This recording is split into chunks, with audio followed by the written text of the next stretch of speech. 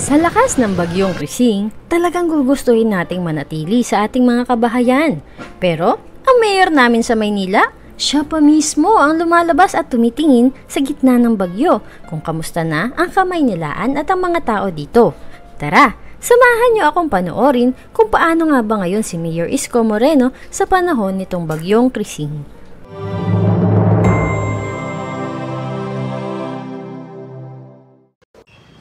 Sanay na ang mga taga Maynila na lumulubog ang Espanya, ang Taft sa tuwing umuulan.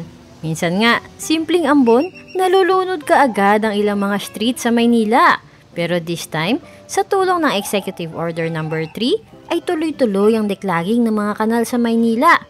Ngunit, hindi naman syempre agad lahat masusolusyonan lahat ito. Kahit paano, may mga street na kung noon ay sobrang bilis lumubog sa ulan, hindi na ngayon masyado. Pero kaya naman, sinusolusyonan pa rin ni Mayor Isko Moreno ang ilan sa mga street na talaga namang nadali ng bagyong Krising. Kaya naman, panoorin natin si Mayor Isko ano nga bang ginagawa niya ngayon sa panahon ng bagyong ito. Sa makikita natin, ngayon ay nasa bandang UN Taft Avenue si Mayor Isko Moreno. At walang makatakas na pasaway. Tulad na lang, nitong isang kotse na nakabalagpag at nakaharang sa daanan.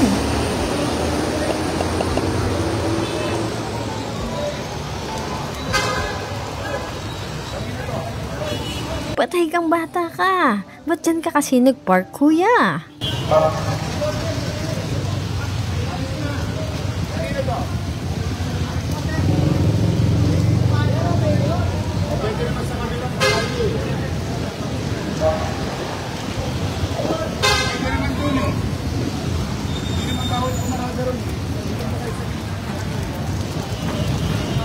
Ayan, nasampulan ka tuloy ni Yorme. Pero may point naman kasi meron naman palang spot na pwedeng paradahan ng sasakyan dyan. Bakit? Doon pa kung saan nakakaistorbo sa trapiko dito.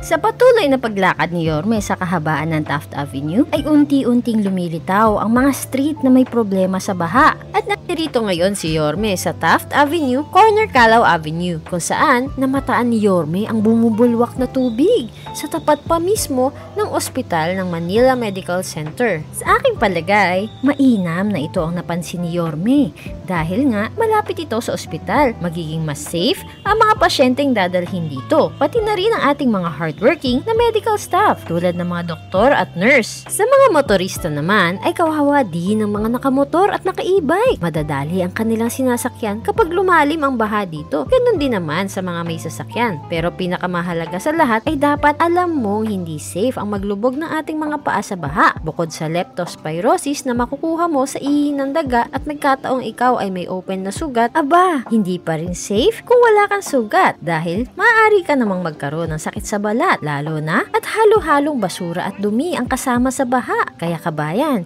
maghugas agad ng paa pag uwi kung hindi mo talaga ito maiiwasan na. Next up, another pasaway ang makukonyatan ni Yorme.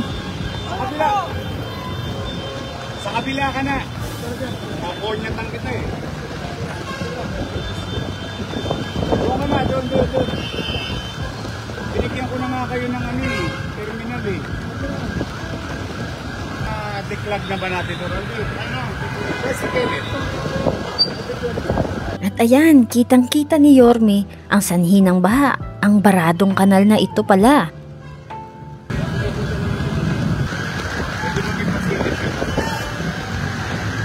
Pwede nyo maplak na. Pag nga, debris lang yung... kasi tumatakbo yung dito. Ayun, humihila na. Mapuksan tong main hall. Kasi, padala yung sa MDRRM natin pang-suksyo yung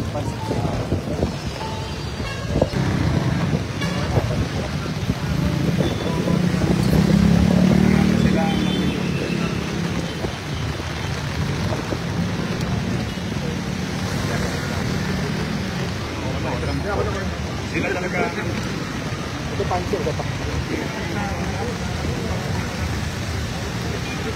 At ayan na nga, naranasan pa mismo ni Yorme na tumaas na ang tubig hanggang bangketa Malalim na. Maganda sa bangketa. At At may isa pang napansin si Yorme, ang spaghetti wirings dito. Kaya naman, sa executive number 5 ni Yorme ang pagsasaayos ng spaghetti wirings. Kaya naman susundan natin ito sa mga susunod pang araw.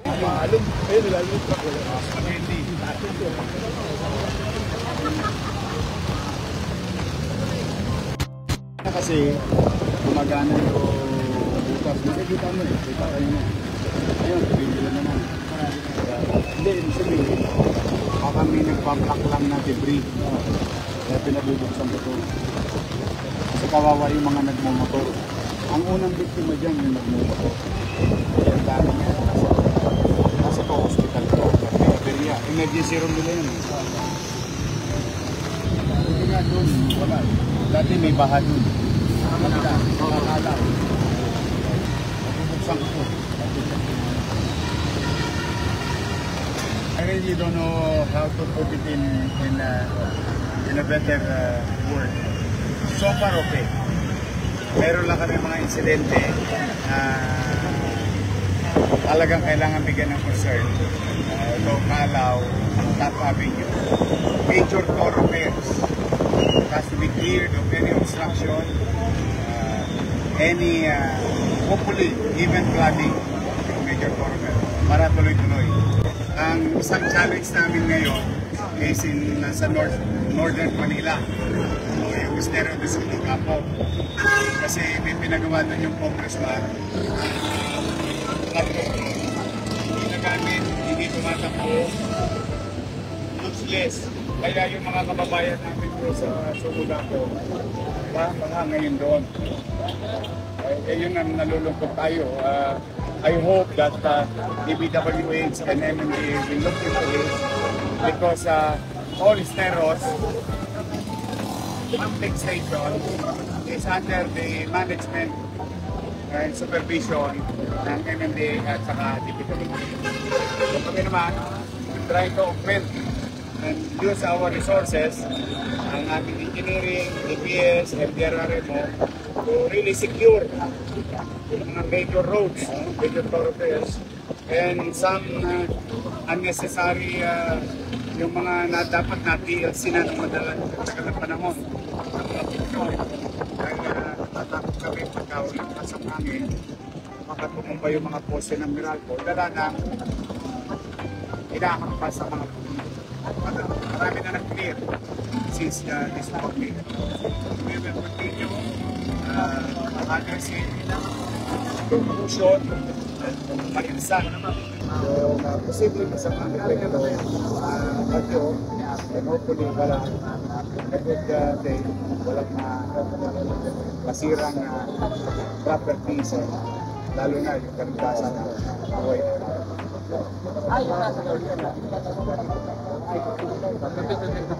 Yes. I think it's high time to really address the drainage system and make life safer. Kami naman, yung pinagawa ko yung study noong July 2021, natapos na. Last February 2025. So, kailangan lang yung general master plan o master plan ng drainage system. And that's the way to do it. And yung mga pumping station, dapat nakukomplete nila yung volume of water, the growth of volume of water year on year, para naman yung mga pinagamit ng pumping station na buo sapat na buligo para ibato sa and hopefully I think it is kami naman mga taga-lokal ay patuloy kami mag-ano, yayanigin namin lagi yung ating government. Hindi nayanigin na battery na nag-quit. We will continue to pound them with information and things that we need to do because we have to work hand in hand. We cannot do it alone. Sa mga tao lamang, nag-iingat kayo. At the very least that we can give to you now is papanatag kayo. Dali-dali lang kami. As many as we can, lahat ang kakayanan namin. Now, nasa kalsada namin. May issue rin po sa floodgates. Yung binuksan natin, Oh, kita mo, pansinin mo yung Top Avenue Quirino. Wala pa. Kaya itong dalawang sarado ko, dahil mahina yung pan. Eh, yun. Ito yung natatamasa na. So, yung man, decision na hindi na iikot na. Kasi ito, kasi puno na naman doon. Ganun lang ang mathematics ng connect lang. Ngayon, yung laging na ginagawa natin is a band-aid solution day to day hanggat wala yung talagang real solution. Which is to create more catch basin and pumping station that are running effectively at mga tubong sapat at nag-uusap. Kasi maraming ginawang tubo rito sa Maynila, hindi nagpapakita based sa pag-aaral namin. At dahil hindi nagtatanong, pinadhana pero hindi nagtanong. Kawawa naman ang taong bayan. Pero i-correct na lahat yan under our watch through the years. Salamat sa Diyos. But your city government, our social welfare director, Miguel Lafuente, we are ready and our team, and NDRRMO through Director Andres, we are ready.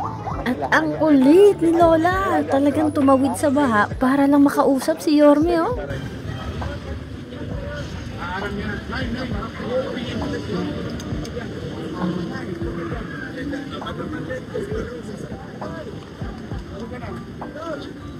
I love you. Mag-ingat ka na. Ito nga, Nay. Sa gilid ka. Awe, dito nga, Nay. Kaya naman pala, love na love ng mga lolo't lola, nanay tatay natin si Yorme dahil napakabait nito sa kanila. At ito na nga, wala pang isang oras, oh. Nandito na ang kanilang pangdiklag mula sa MDRRMO o yung Municipal Disaster Risk Reduction and Management Office para naman matanggal nga ang mga baha dito kapag natanggal nila din ang mga debris sa mga kanal. Kabayan, salamat sa panonood ah! Nag-enjoy ka ba sa ating video? Don't forget to subscribe for more videos like this ha! See you! Paalam!